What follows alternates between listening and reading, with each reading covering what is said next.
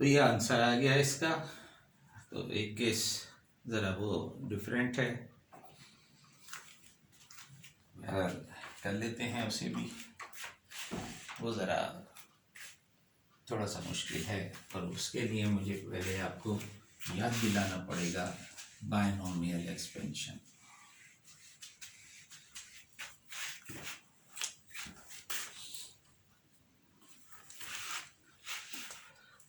ज़ाहिर binomial expansion हम कई बार पिछले सेमेस्टर में लिख चुके हैं, लेकिन फिर भी याद दहानी के लिए a plus b power N,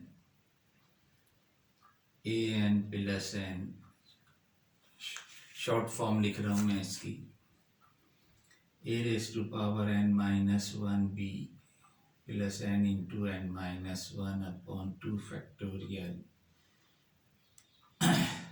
a raised to power n minus 2b square plus n into n minus 1 upon n minus 2 upon 3 factorial a n minus 3b cube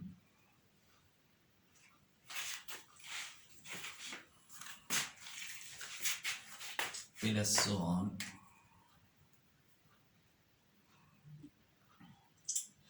अब मैं आखिरी टर्म्स इसलिए नहीं लिख रहा कि अगर n आपके पास, चलिए लिख लेते हैं फिलहाल, ये जो है ये फाइनाइट सीरीज है, क्योंकि n आपके पास फाइनाइट नंबर है। लेकिन अगर ये नेगेटिव पावर हो या इन्फिनिटी हो तो जो है इनफाइनाइट टर्म्स हो जाती हैं, अगर फ्रैक्शन पावर हो या नेगेटिव पावर हो। इसकी पावर अगर माइनस में हो या फ्रैक्शन में हो तो that will become infinite series.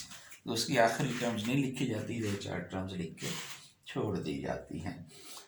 अच्छा, अब सूरत हाल ये है कि अगर हमारे पास नेगेटिव नंबर हो, लेट्स से कि ए प्लस बी -1, -1 ही ले लेते हैं। तो अब n जो है वो माइनस है, -1 है, तो रख दो। लेकिन एक चीज़ ये ध्यान में रहे कि अब हम लास्ट टर्म नहीं लिखेंगे, चंद शुरू की चंद टर्म लिखकर और फिर डैश डैश करके छोड़ देंगे, क्योंकि अब that will gives you infinite series. तो अब अगर आप -1 रखोगे यहाँ पर तो ए की पावर -1 आ जाएगा, प्लस अब -1 यहाँ रखोगे तो ये -1 हो जाएगा, ए की पावर -1 -2 हो जाएगा और बी की पावर 1 आ जाएगी। अच्छा, आप अगर यहाँ -1 रखोगे तो क्या आएगा, -1 -2 और नीचे भी 2 फैक्टोरियल है तो कैंसिल हो जाएगा, और 2 माइनस होने की वजह से प्लस हो जाएगा, ए की पावर -3b स्क्वायर। इसी तरह से ये जो है ये -3 फैक्टोरियल बन जाएगा, माइनस कॉमन ले लो तो -1 की पावर 3 हो जाएगी। आप देखिए ऑल्टरनेट साइन आ रहे हैं आपके पास, ए की पावर -4 हो जाएगी और बी क्यूब हो जाएगा। तो ये कोफिशिएंट जो है वो सबके 1 होंगे, साइन ऑल्टरनेट होंगे, यानी +1 -1 +1 -1 आ रहा है। तो ये आप इसके बाद डैश डैश करके छोड़ दें आप इसे। अब अगर आपके पास ए की जगह पर 1 लिखा हो, तो आप देखें कि ये 1 आ जाएगा और ये 1 - b + b square -b cube + b4 इस तरह से सीरीज बन जाएगी। तो ये वाली चीज़ जो है ये हमें काम आएगी इस केस 3 में।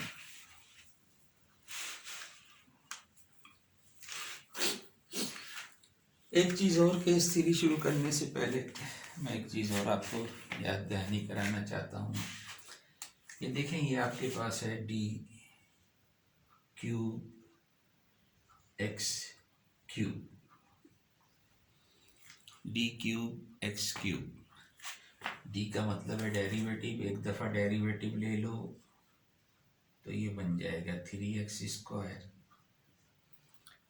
एक और दफ़ा डेरिवेटिव ले लोगे तो जाहिर है इसकी पावर कम हो जाएगी, ये बन जाएगा 3 × 2x।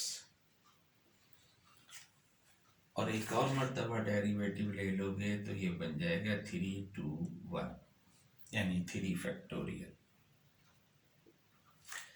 अब अगर इसका डेरिवेटिव इसकी पावर से ज़्यादा हो तो ज़ाहिर है ये कांस्टेंट नंबर है, इसका डेरिवेटिव लोगे तो वो 0 हो जाएगा। तो यहाँ से एक चीज़ आ जाती है आपके पास कि dn xn = n फैक्टोरियल। लेकिन अगर d की पावर ज़्यादा हो, dn+1 हो और ये xn हो तो ये 0 हो जाता है। तो ये चूँकि कॉन्सेप्ट ये भी और ये वाला कॉन्सेप्ट ये दोनों केस 3 में इस्तेमाल होंगे, इसलिए ये देना ज़रूरी था। इसे ये इनफाइनाइट सीरीज है, ये आपके पास बढ़ती चली जाएगी। तो रूल जो थर्ड केस है, केस 3 में प्रॉब्लम ये है कि QX जो है वो पॉलिनॉमियल है। पॉलिनॉमियल, अब वो पॉलिनॉमियल कितने डिग्री की है? जितने डिग्री की भी हो सकती है। तो जो हमारे पास YP होगा 1/FD इंटू पॉलिनॉमियल, इस जो 1/FD है इसे हम जिस तरह भी करेंगे करना होगा हमें, इसे हम लिखेंगे 1/1 ± GD की फॉर्म में। अच्छा, यहाँ मैं एक चीज़ और बता दूँ आपको कि अगर दरमियान में इनके माइनस हो तो फिर ये ऑल्टरनेट साइन नहीं आएंगे, सारे पॉजिटिव साइन आएंगे, फिर ऑल पॉजिटिव होंगे। क्योंकि जब माइनस आप रखोगे तो एक माइनस यहाँ से भी आ जाएगा तो वो उसे प्लस बना देगा।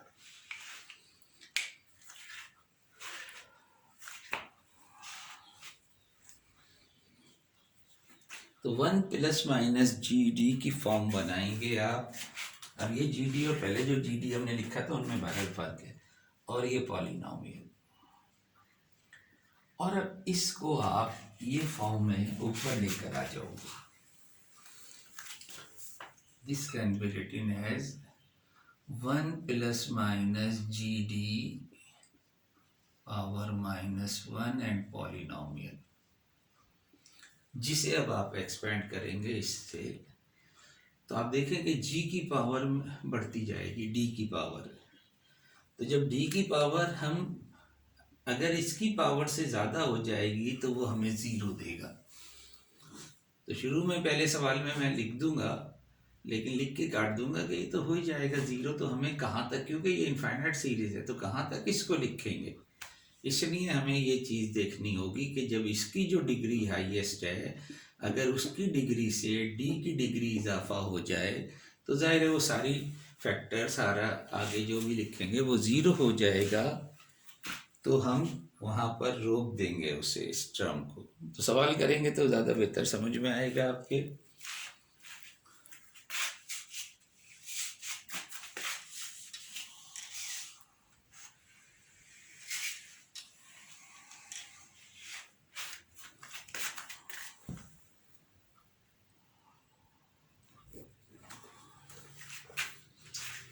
तो ये क्वेश्चन नंबर 4 है। क्वेश्चन नंबर 4,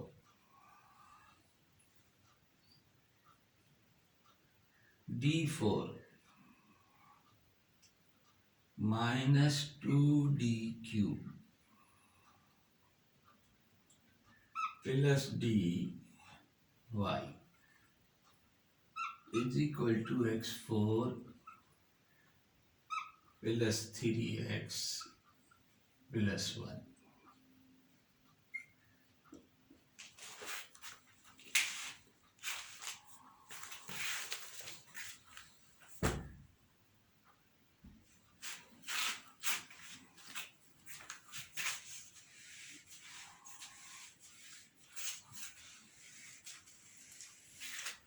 अब पिछला जो सवाल मैंने किया था उसमें मैं एक चीज़ बताना आपसे आखिर में जो मैंने कमेंट्स थे कि वो देखें आपके वाई पी जो आया था उसमें साइन एक्स और कॉस एक्स दोनों आए थे, जबकि क्यू एक्स में सिर्फ साइन एक्स था।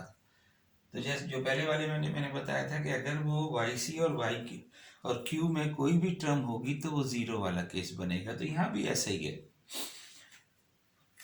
तो यहाँ भी आप देखेंगे थर्ड केस में भी ऐसा ही होगा। लेकिन अब हम वहाँ देखा कि ट्रिग्नोमेट्रिक फंक्शन में हमारे पास क्यू एक्स में सिर्फ साइन एक्स था और वहाँ आंसर में हमारे पास साइन भी आया था और कॉस भी आया था। तो दोनों आ सकते हैं। अगर क्यू एक्स में साइन है तो वाई पी में क्यू कॉस एक्स भी आ सकता है, साइन एक्स भी आ सकता है, दोनों भी आ सकते हैं। अच्छा, यहाँ अगर देखें तो यहाँ इन्होंने खासतौर पे ये काम किया है, कई सवाल ऐसा लिया है कि d4 है तो यहाँ भी x4 ली है, लेकिन बाकी देखो ना एक्स क्यूब की टर्म है इसमें ना एक्स स्क्वायर है। लेकिन जब हम वाई पी निकालेंगे तो उसमें ज़रूरी नहीं है इसी किस्म का है, इस डिग्री का ही आएगा अगर कोई ज़ीरो का केस नहीं बना तो। अदरवाइज एक्स क्यूब भी आ सकता है, एक्स स्क्वायर भी आ सकता है, जो क्यू एक्स में नहीं है लेकिन वाई पी में आ सकता है। तो पॉलिनोमियल ही आएगा, और पॉलिनोमियल डिग्री क्या आता है वो हम वाई सी पे डिपेंड करेंगे कि वाई सी में कहीं ऐसी चीज़ तो नहीं आ रही। तो आप देखेंगे वाई सी के लिए आपको reduce equation d4 minus 2d³ plus d y is equal to 0। ज़रा दोबारा मैं देख लूँ कि सवाल मैंने सही लिखा है। d4 minus 2d³ plus d ही है।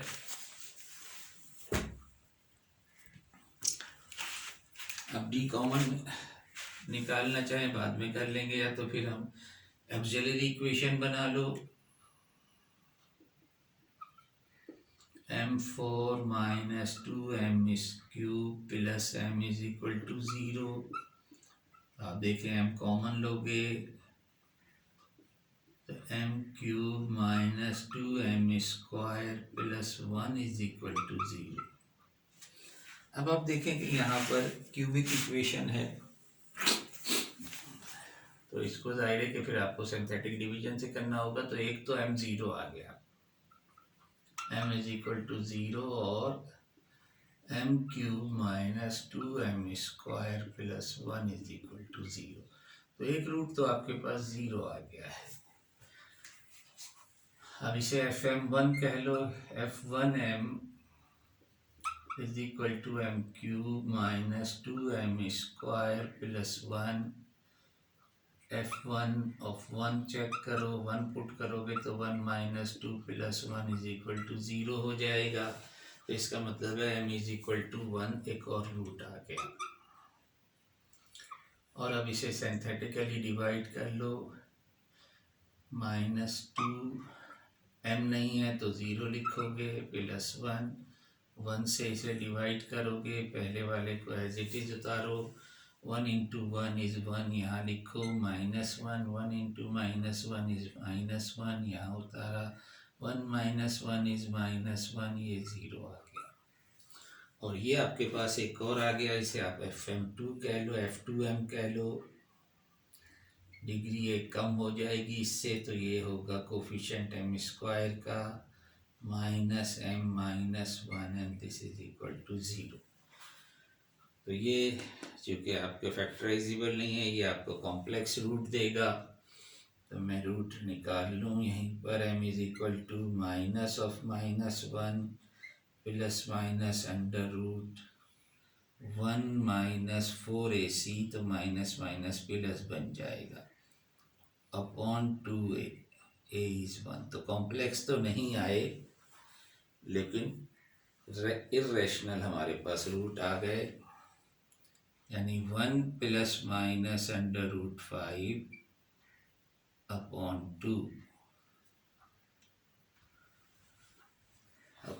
2 आर द रूट। तो एक रूट, दो रूट और दो रूट, ये हैं 4 रूट हमारे पास आ गए।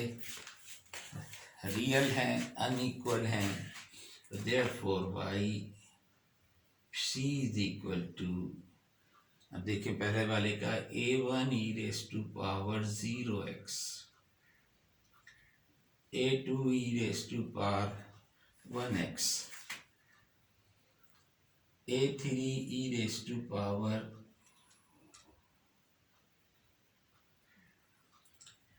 1 plus under root 5 upon 2x and a4 e raised to power 1 minus under root 5 upon 2x। तो ये आपके पास yc है। अब आप देखें ये इसका मतलब तो जस्ट कांस्टेंट नंबर है ना, और कांस्टेंट नंबर यहाँ रिपीट हो गया है, qx में मौजूद है अकेला कांस्टेंट नंबर। इसका मतलब है कि ये भी yc का एक फैक्टर जो है वो qx में मौजूद है, तो ये जो भी आंसर आएगा वो x से मल्टीप्लाई होकर आएगा। लेकिन हम देखते हैं कि x की जो यहाँ पर 0 एक ही है, अगर ये रिपीट हो रहा होता d स्क्वायर कॉमन होता तो फिर 2 डिग्री आ जाती। तो ये मैं आपको बताता जा रहा हूँ क्योंकि अगली एक्सरसाइज में ये चीज़ काम आएगी।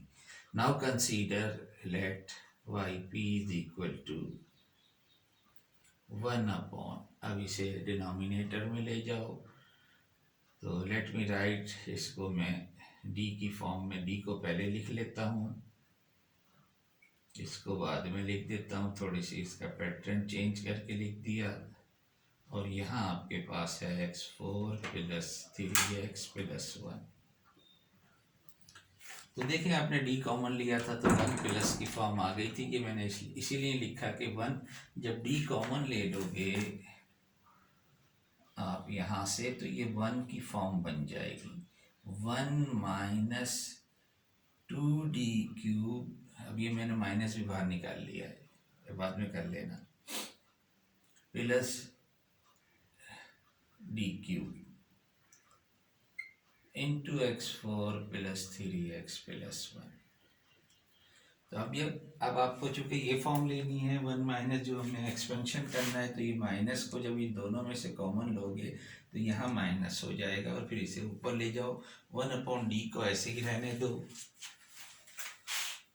1 अपॉन डी को ऐसे ही रहने दो, इसे हम ऊपर ले गए, 1 minus 2d square minus D cube और इसकी होल पावर हो गई -1। अब जो मैं बात कर रहा था वो यही कर रहा था आपसे कि इसको, दिस इज इनफाइनाइट सीरीज, तो इसे कहाँ तक लोगे, तो चूंकि इसकी हाईएस्ट पावर 4 है तो इस d की पावर 4 जब हो जाएगी तो बस वो काफ़ी है हमारे लिए, क्योंकि d की पावर 5 हो गई तो ये सभी 0 हो जाएगा। तो इसलिए वो टर्म हमें लिखने की ज़रूरत नहीं है, लेकिन शुरू में हम लिख के काट देंगे। ये 1 अपॉन डी अलग से है, इसे हम बाद में देखेंगे। अब आप इसे एक्सपेंड करके लिखें, 1 माइनस जो है, अब माइनस है बीच में तो हर टर्म प्लस आएगी, तो ये पूरा ब्रैकेट की पावर 1 प्लस इस पूरे ब्रैकेट की power 2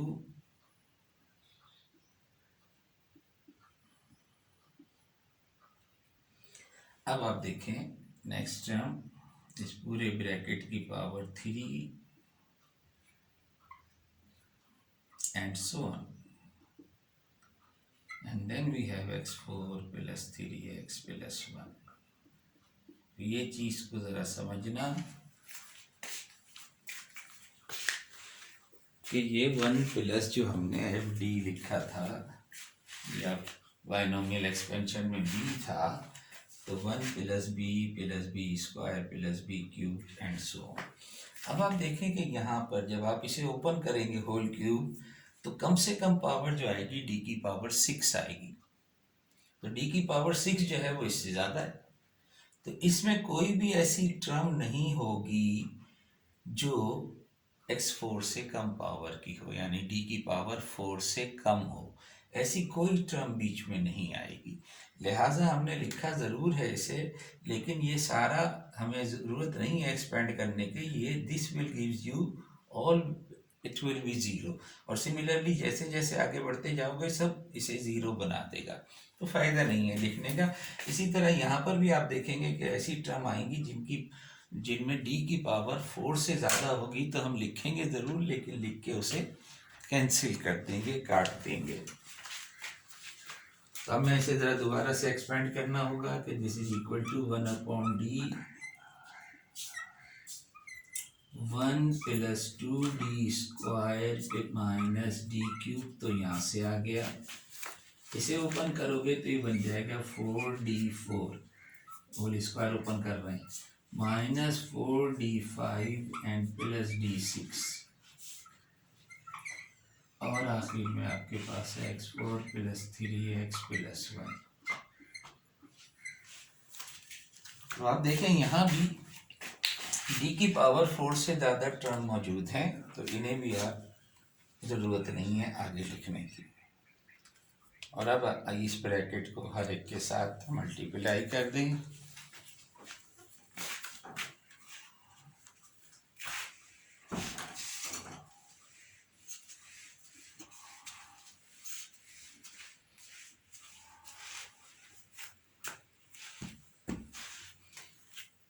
So this implies yp is equal to 1/d अलग है, पहले वाले 1 से मल्टीप्लाई करोगे तो ये तो आ जाएगा x4 + 3x + 1, then we have +2d² of x4 + 3x + 1 plus minus d³ x4 + 3x + 1 and then plus 4d4 x4 + 3x + 1।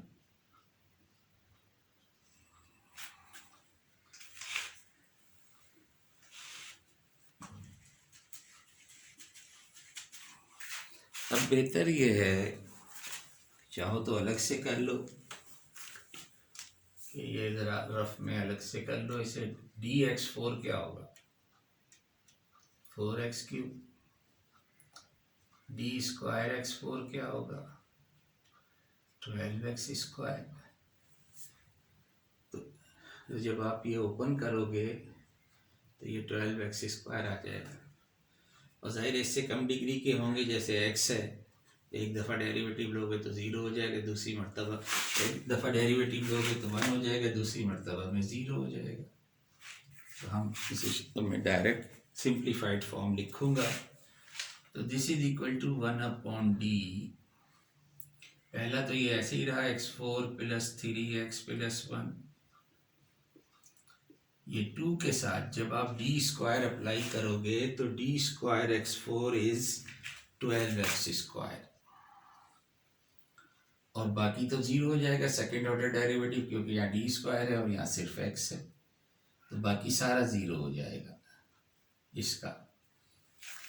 इसी तरह से आगे माइनस, अब जब d³ लोगे तो d³ लोगे, इसका d एक दफ़ा और स्क्वायर करोगे तो ये 24, इसका एक दफ़ा और डेरिवेटिव लोगे तो 24x आ जाएगा, तो बाकी सब ये भी ख़त्म।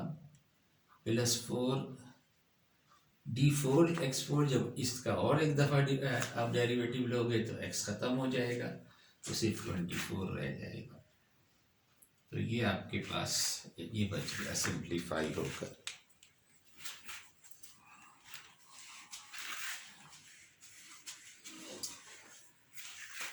अब आप एक जैसी टर्म इकट्ठी कर लो, अगर कुछ ऐड हो रहा है तो ऐड कर लो। तो x4 कोई और है नहीं है, x4 के बाद डिग्री आप देखें ये x² है और कोई x² नहीं है, तो 24x²।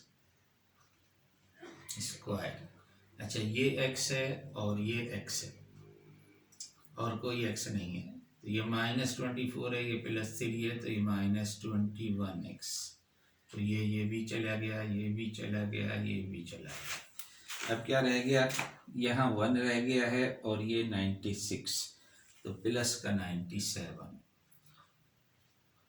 तो आप देखें इस d के अलावा बाकी आपके पास वही 4 डिग्री का आंसर आया है।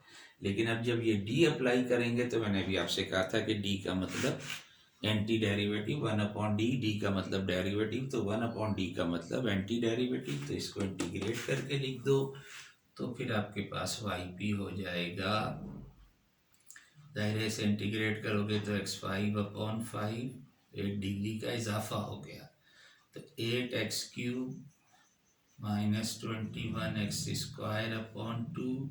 चूँकि ये प्योर कांस्टेंट आ रहा था, अब ये 97x बन जाएगा। तो वो अब कोई कांस्टेंट वाई पी में नहीं है, तो वाई सी में चूँकि कांस्टेंट आ रहा था जो क्यू में भी मौजूद था, तो यहाँ वाई पी में ये कांस्टेंट आया और इसकी वजह से फिर वो कांस्टेंट जो था एक्स से यूँ समझो आप कि इस सब की 1 डिग्री में इजाफा हो गया। तो therefore y is equal to Y C आप पहले निकाल चुके हो, a1 plus a2 ex plus a3 e⁻1 plus √5/2 x plus a4 e⁻1 minus √5/2 x, और फिर ये plus x5/5 plus 8x³ minus 21x² and plus 97x. That will be the answer.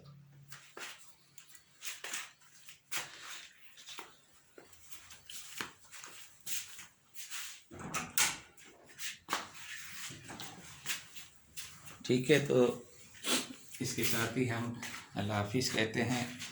अभी इस एक्सरसाइज में से वो सवाल जो कर सको, क्योंकि अभी एक केस और बाकी है, लिहाजा वो सवाल जो कर सको वो ट्राई करना। 1-2 सवाल अदरवाइज़ केस 4 करेंगे और 1-2 सवाल मज़ीद इसमें से कर लेंगे इंशाल्लाह नेक्स्ट क्लास में। अल्लाह हाफिज़।